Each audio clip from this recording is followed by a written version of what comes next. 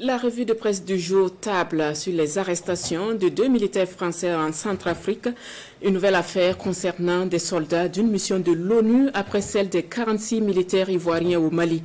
Les pensions commentent également cette batterie de mesures annoncées à la 8e rentrée fiscale pour soutenir l'économie nationale.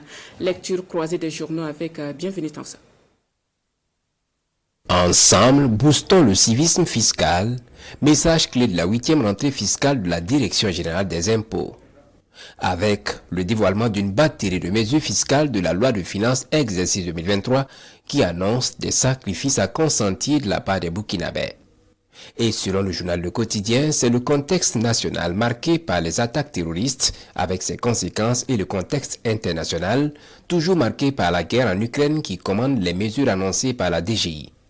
Sans oublier qu'avec l'arrivée au pouvoir du capitaine Ibrahim Traoré, il est de plus en plus question que le Burkina reprenne en main sa destinée en comptant sur ses propres forces. Pour dire que la souveraineté a un prix.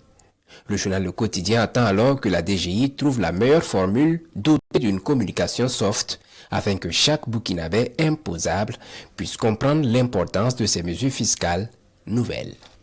Arrestation de 2 militaires français en Centrafrique, le journal Aujourd'hui au Faso nous présente là une nouvelle affaire concernant des soldats d'une mission de l'ONU, ce après l'heureux dénouement de l'affaire des 46 soldats ivoiriens de la MINUSMA. Cette fois-ci, selon le journal Aujourd'hui au Faso, les 2 soldats arrêtés le 10 janvier à l'aéroport Bangui Mpoko sont de la MINUSCA. Et pendant que la force de l'ONU en Centrafrique annonce que les soldats arrêtés sont membres de son personnel, consultants internationaux de nationalité française, Bangui indique que les 2 hommes n'ayant pas de visa tentaient de passer entre les NAS de la police des frontières en tentant de se faire délivrer des visas à l'aéroport de Bangui. Dans l'attente des conclusions des enquêtes ouvertes suite à ces 2 arrestations, les regards sont tournés vers la MINUSCA qui se voit de nouveau au centre d'une affaire qui, pour le journal Aujourd'hui au Faso, ne devrait pas en être une.